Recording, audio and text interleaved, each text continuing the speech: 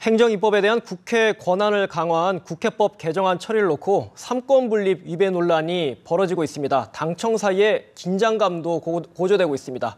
비박계 지도부 출범 이후 이선으로 물러나 있던 친박계 의원들의 움직임도 심상치 않습니다.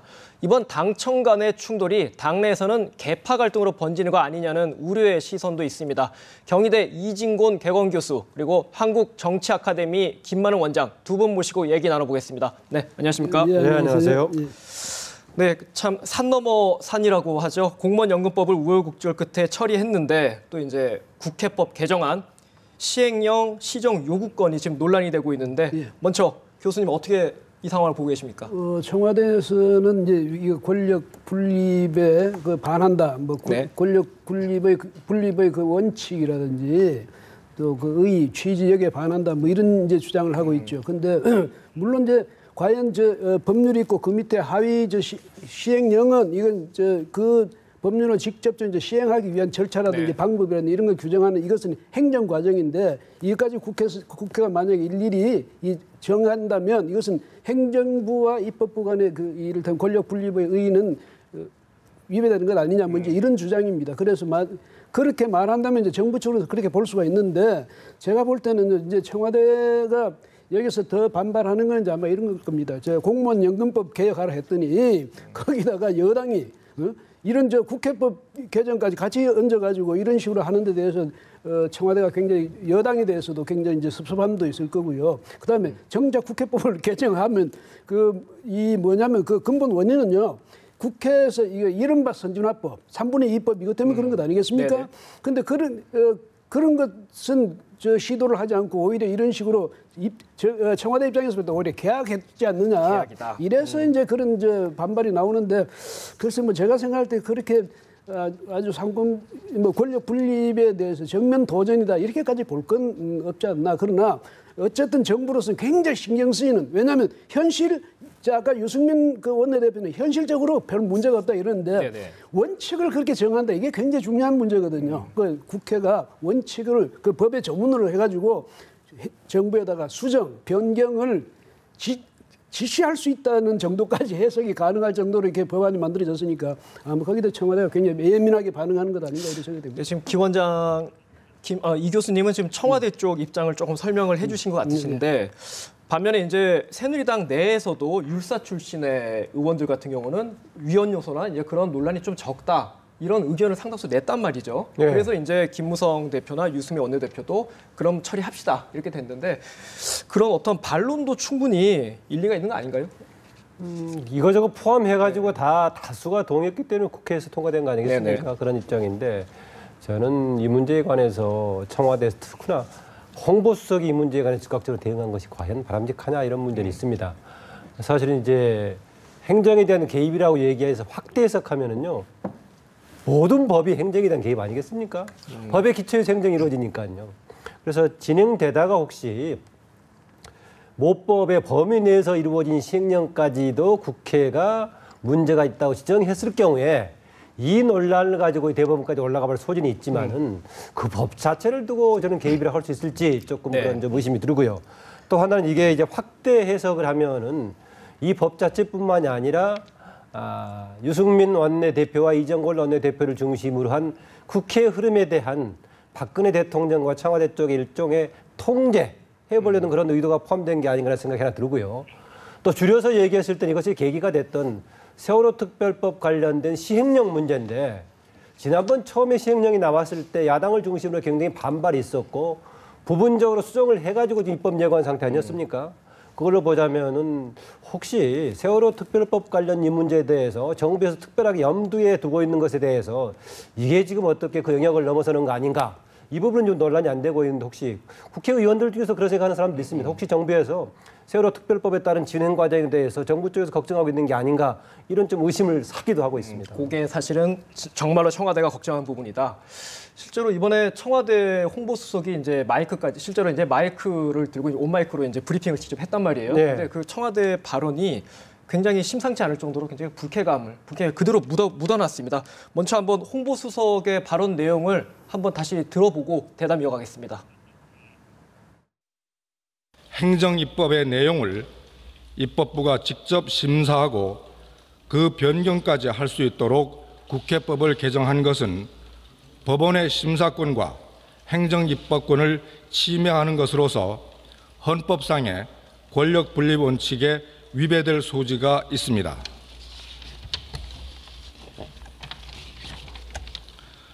법률을 집행하기 위한 정부의 시행령을 국회가 좌지우지하도록 한 국회법 개정안은 행정부의 고유한 시행령 제정권까지 제한한 것으로 행정부의 기능은 사실상 마비 상태에 빠질 우려도 큽니다.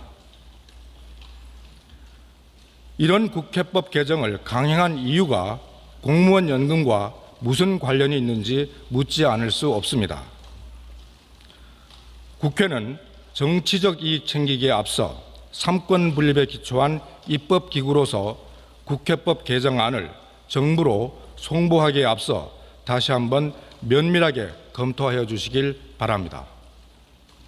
네, 지금 이제 홍보수석의 발언을 보면 사실상 정부 기능이 마비된다. 굉장히 격앙된 표현을 썼습니다. 이제 그러면서 지적한 게 삼권 분립의 위헌 논란, 삼권 분립에 저해되는 위헌 논란을 했는데 실제로 이제 사법계에서도 좀 의견이 갈릴 텐데 교수님은 거기에 대해서 어떻게 보십니까? 위헌 논란에 대해서. 저는 뭐 이것이 위헌 그러니까 정부도 이것은 무슨 그렇다고 뭐 저기 헌재에 대해서 뭐 네. 헌법 소원한다 이런 게까지 가지는 않을 그런 문제다 이렇게 보는데 이것이 지금 지체 없이 뭐 처리하고 보고해야 된다 이런 부분에 지체 없이라는 게 빠졌거든요. 지체 없이만 빠졌죠. 예, 지체 없이만. 빠지기 네. 때문에 유승민 아까 저 원내대표가 이야기하듯이 이것이 반드시 무슨 강제 조항은 아니다 네네. 이렇게 되는 거거든요. 그렇게 됐을 때 그것이 이제 헌법적으로 위헌 판결을 받은 심판 결정을 받아내기는 어려운데 다만 이제 무슨 문제가 있냐 아까도 말씀드렸지만 행정 과정 그 이제 법에 의해서 법은 결정되고 거기서 시행령이라는 그 법을 집행하기 위한 그 구체적인 이제 시행 사항이라든지 네네. 뭐 방법이라든지 절차라든지 이런 걸 규정하는 건데 그러니까 우리가 쉽게 말하자면 자 제사를 뭐 아버지 돌아가시고 매년 한 번씩 제사를 지내야 된다. 그게 법이고 그다음에 이제 시행령 들어가면 밤은 여기 놓고 대추는 여기 놓고 뭐는 여기 놓고 이제 이렇게 할 텐데 그것까지도 밤은 여기 놓고 대추는 저기 놓고 뭐 국수는 저기 놓고 하라고 이거는 정부의 고유 권한 아니냐. 근데 거기까지 국회가 침해하면 이것은 입법권을 넘어서는 것이다. 이렇게 보는 거고 입법부에서 볼 때는 아니 시행령도 입법에 포함되는 건데 무슨 소리 하냐 이렇게 되는 건데요. 사실은 중요한 것은 뭐냐면 행정부에 대해서 입법부의 그 역할이라든지 책무라든지 본분이라든지 이런 게 굉장히 중요하지만은 행정부의 권한 이것도 존중해줘야 되는데 정부가 지금 우려하는 것은 뭐냐면 이렇게 국회 선진화법을 걸어서 야당이 여당의 고삐를 끌고 가고 여당은 거기에 계속 끌려가면서 그 결국은 청와대 말도 안 듣고 여야가 합의해서 청와대도 무시하지 않느냐. 아마 이런 불만이 굉장히 큰 것 같습니다. 이렇게 되면 앞으로도 청와대에 영은 안 쓸 거고 청와대와 협조하는 대신에 야당이 말하자면 웹더독이 돼가지고 야당이 오히려 국회를 주도해가지고 가고 여당은 거기 끌려가는 이런 형식이 되지 않냐. 이것 때문에 굉장히 불쾌하는 것 아닌가 이런 생각이 듭니다. 지금 교수님 말씀은 좀 당청 갈등의 그런 기류까지도 같이 포괄적으로 설명해 주신 것 같으신데. 이게 그래서 이제 위원까지 말할 그건 아니죠. 청와대가 지금 그렇게 반응은 할 수 있지만 그렇게까지 갈 성질은 아니지 않냐 이런 생각입니다. 예. 그래서 원장님은 그 부분에서 어떻게 보십니까? 지금 당정 갈등으로 가는 거 아니냐 이런 분위기로 지금 뭐 신문들 다 그런 쪽으로 쓰고 있거든요. 그런 모양새를 띠고 있죠. 네. 그 전에 저는 이제 김성우 수석 관련한 좀 얘기를 추가하고 싶은데요. 네.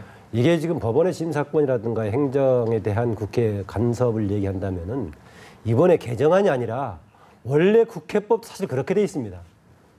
이미 기존의 국회법도 법안 관련 각 대통령령이라든가 부령, 나머지 시행세칙 등에 관해서 하면은 해당 상임위에 보고하도록 돼 있고 거기에 대해서 입법의 취지라든가 내용이 어긋나면은 뭔가 시정 조치하도록 요구하는 거 아니겠습니까? 그러다 그동안에는 한 번 던져놓고 그다음에 끝이 나버리니까 조금 더 뭔가 강화한 이런 방향인데 이 근본적인 것 자체를 먼저 삼으면 조금 저는 접근이 좀 특이하다고 보고요. 오히려 삼권 분립 얘기하려면 지금 청와대에서 국회의원들을 불러다가 정무특보시키고 이런 것이 오히려 삼권 분립에 어긋나는 문제라고 보고요. 지금 질문하신 당청 관련 문제는 특히 이제 여당의 투톱, 김무성 대표의 경우에는 그동안에 본인하고 청와대 입장하고 다른 부분이 있으면은 한 번 던져놓고 나서 청와대에서 문제 제기하면 다시 따라가는 치고빠지기 양상을 빌린다든가. 해결사. 예, 최근에는 오히려 상당히 뭔가 오히려 박근혜 대통령을 적극적으로 엄호해주는 이런 양상을 보였는데, 유승민 원내대표는 계속 이제 경제 정책이든 아니면은 조세 복지 정책이든 간에 청와대 입장은 다른 입장을 보였단 말이죠. 그러나 지난번 원래 이번에 공무원연금 개혁 관련이 5월 2일 날 합의를 보고 5월 6일 날 본회의에서 통과시키기로 유승민 원내대표가 합의를 했죠. 그러나 청와대 반발로 이것이 보류가 돼버렸는데 그동안에 조용하게 있다가 다시 문제가 됐어요. 혹시 유승민 원내대표를 중심으로 한 이런 기류가 당에서 일정한 흐름을 형성하게 된다면은 청와대는 이후에 당을 컨트롤할 수 없는 복잡한 기류가 될 것이다. 이걸 걱정하고 있는 것 같아요. 제가 보건데. 그런데 저는요.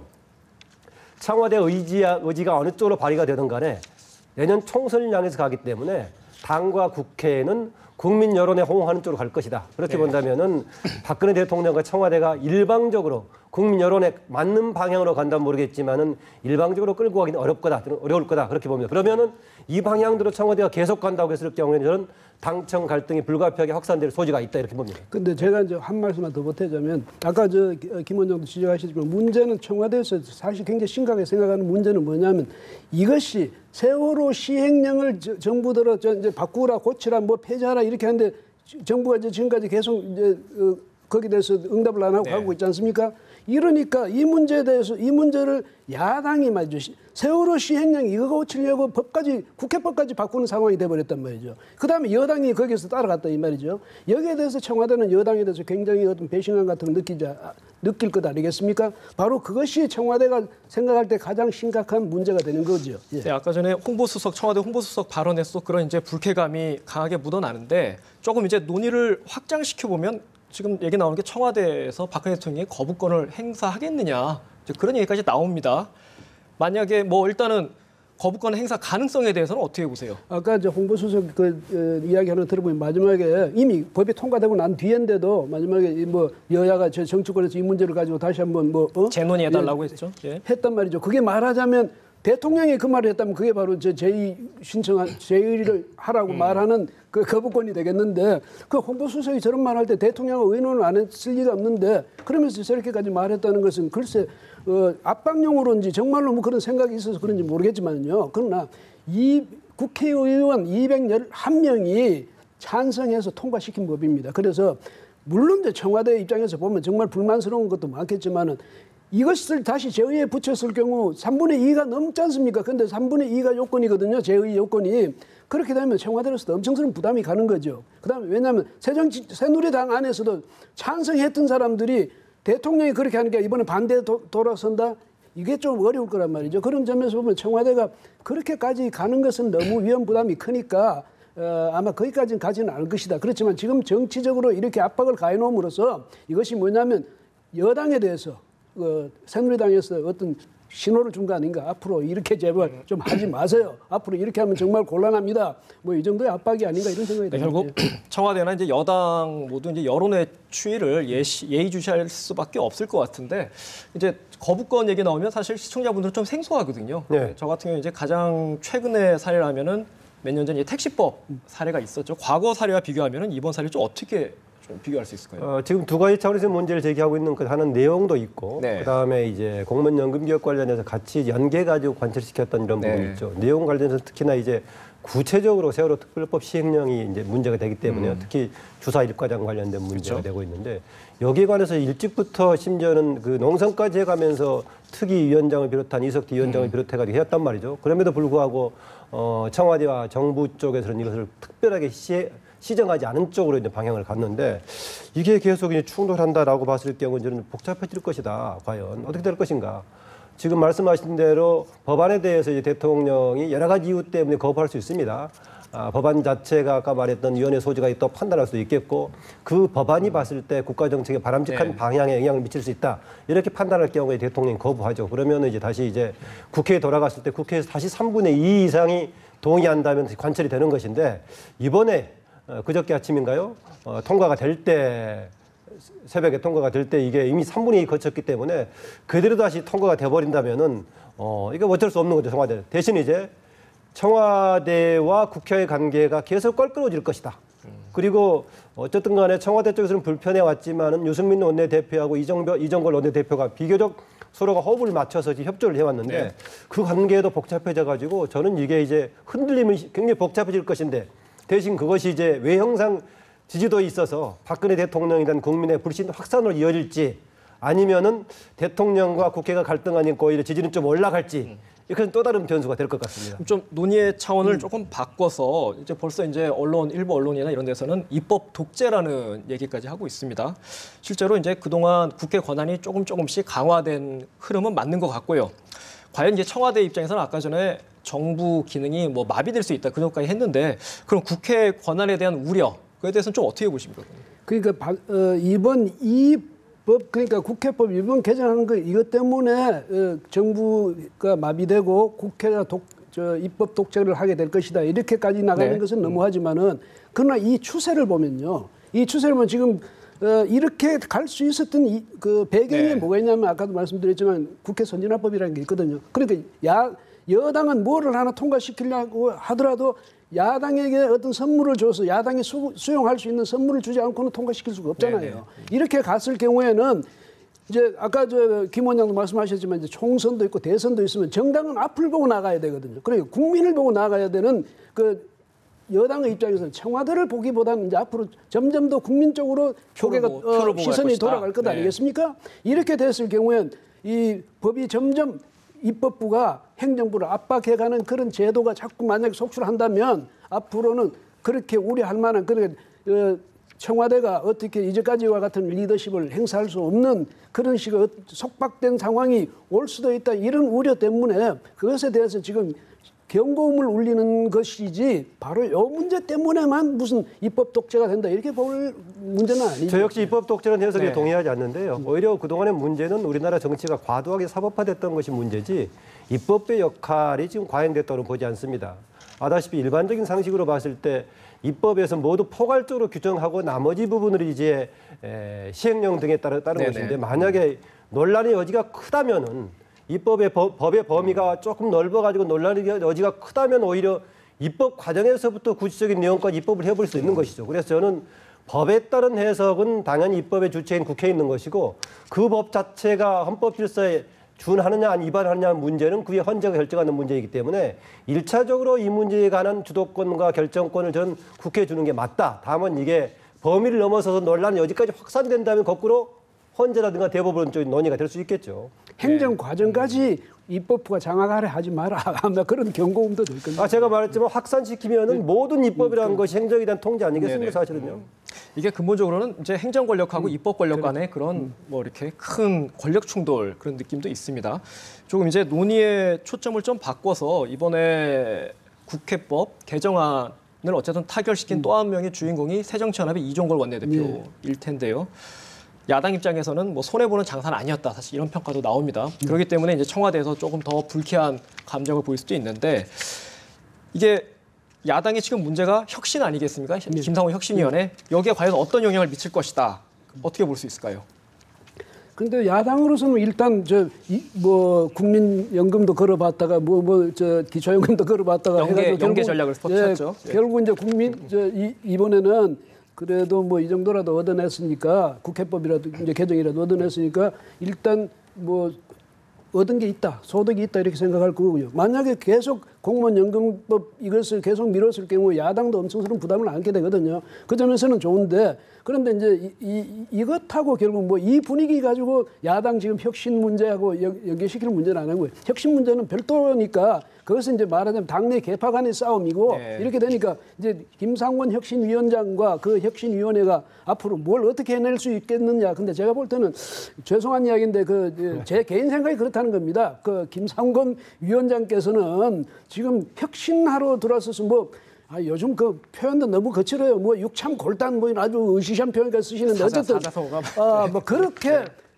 해야 될 이런 상황에서 정치하시고 지금 계시는 것 같아요. 여러 사람 만나고 좋은 이야기 듣겠다면서 명망가들 만나고 실력자들 만나고 이러니까 이제 들어와서 본격적으로 정치권에 스스로가 진입하는 그런 과정으로 여기고 있는 것 아닌가. 저는 그런 인식입니다. 김 원장님은 어떻게 보세요? 이번 국회 국회법 개정안 처리라든지 그런 것들이 내분을 수습하는데 조금이라도 뭐 도움이 될 수 있을 것이다. 이렇게 평가할 수 있을까요? 뭐 별 변수는 안 되리라고 봅니다. 이제 주요 원내 대표 중심의 체제이기 때문에 네. 한 역할을 할 수가 있겠죠. 그러나 이 교수님 지적했다시피 지금 제기되고 있는 쟁점은 개판 문제에다가 당의 대표적인 리더십 문제, 또 호남 관련 문제, 뭐 이런 것이 엮여 있어서 그 문제를 푸는 것하고는 지금 원내 진행하고는 다른 차원의 문제인데 이제 김상권 혁신위원회 체제가 과연 이것에 수렴할 수 있을지 논란이 되고 있는데요. 저는 우선 지금 최근에 분란이 되고 있는 당에서의 심지어는 분열 소지까지 안고 있는 쟁점들에 대한 인식이 과연 김상권 대표가 갖고 그 문제에 대한 해법으로서 혁신을 하려고 하는지 아니면 일반적으로 그동안에 반복해왔던 그냥 포괄적인 의미에서 혁신을 하고 있는지 여기에 따라 다룰 수 있을 것이다. 그런데 모든 것을 가지고 지금 기득권 모두를 없앤 상태에서 출발하겠다고 하는데 그렇다고 본다면 비대위 체제나 마찬가지 아니겠습니까? 그렇죠. 기존의 지도부가 없는 대로. 그러나 또 실제로는 기존의 지도부 체제가 있는 상태에서 과연 무엇을 할 수 있을지 전해온 바로는 문재인 대표가 김상권 혁신위원장을 통해서 친노 패권 체제를 해소해달라라고 얘기를 하니까 주변 다른 사람들이 그러면 대표 문제부터 먼저 거론해서 해결했으면 하는 것인데 사람들 대부분 그렇게 얘기합니다. 정말 기존의 모든 것을 근본부터 해결할 수 있다면 김상권 혁신 체제가 제일 먼저 문제를 해결할 것이 당 대표의 리더십과 관련된 문제를 어느 방향으로 문제를 제기할지 아니면 그것을 건드리지 않고 다른 차원으로 갈지 등등 몇 가지 변수들이 있습니다. 또 하나는 기획을 짠다고 하더라도 보고서를 제출하는 수준에 머물지 집행기구, 실천력을 가질지 이것도 관건이 될 겁니다. 원장님 말씀은 결국은 이번에 야당의 혁신 역시나 또 용두사미로 그치지 않겠느냐 그런 전망 쪽을 조금 더 강하게 말씀하신 것 같은데 반반인데 조금 위험스럽긴 합니다. 우려가 많이 됩니다. 사실 보면 2008년 이게 원래 나온 거 보면 2008년 이후에는 벌써 혁신안이 7번째다 이번에 7번째다 이런 얘기가 나오거든요. 왜 이렇게 야당의 혁신은 항상 용두사미로 끝날까요?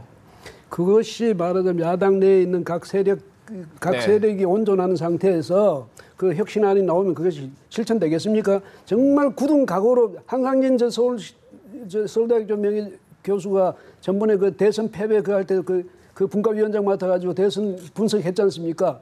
근데 그게 한마디도 안 받아들여졌을 것 같은데 그 정도로 서로 이해가 충돌하고 이렇게 되는데요. 이번에도 개판은 없다. 이제는 패권주의, 개파는 청산된다. 뭐 입에도 담지 마라. 이렇게 김상권 혁신위원장이 이야기했지만은요. 개파가 없어질 리가 있습니까? 그러면 오히려 그 개파 속에서 어떻게 잘 조화를 해나갈 것인지 이런 것을 이 개파를 뭐 사적인 이익 집단 아니고 또 이거 무슨 개인적인 연고 집단이 아니고 이것이 뭐 철학적 집단이라든지 비전의 집단이라든지 희망의 집단이라든지 이런 쪽으로 좀 어떻게 바꿔볼 수 있는 그런 방법을 찾는다면 모르겠는데 지금 같은 이런 상황 속에서 혁신안이 아무리 나와본들 소용도 없고 또 하나 문제는 뭐냐면요. 정권을 주겠다. 그 정권이 뭡니까? 근데 기득권을 다 내려놓겠다. 정권을 다 주겠다. 그럼 문재인 대표가 갖고 있는 정권이라 뭡니까? 그럼 바꿔 말하면요. 그렇다면 지도부 이거 해체하고 비대위 체제로 가든지 그렇다면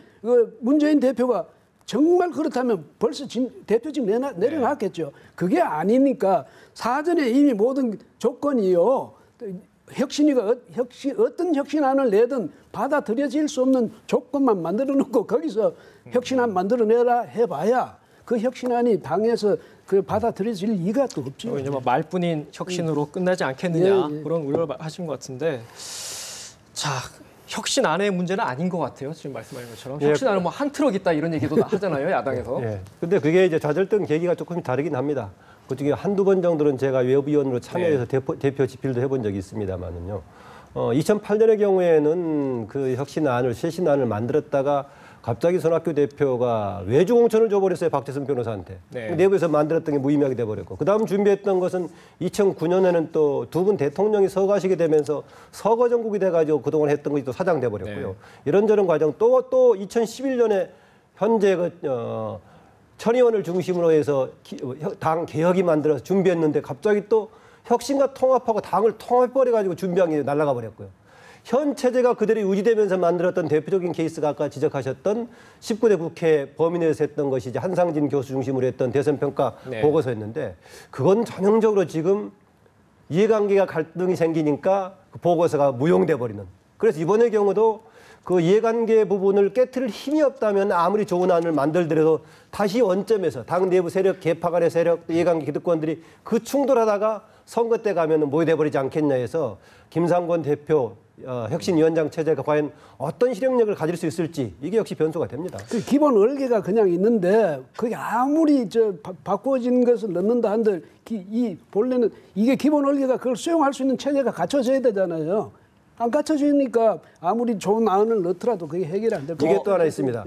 이제 내년 총선이 10개월이 남았는데 좀 길게 활동한다고 하더라도 지금 3개월 정도 활동 여지가 있는데 그때 끝났을 때 이것이 구체적인 가장 인적 쇄신의 내용인 공천하고 바로 이어지지 못한단 말이죠.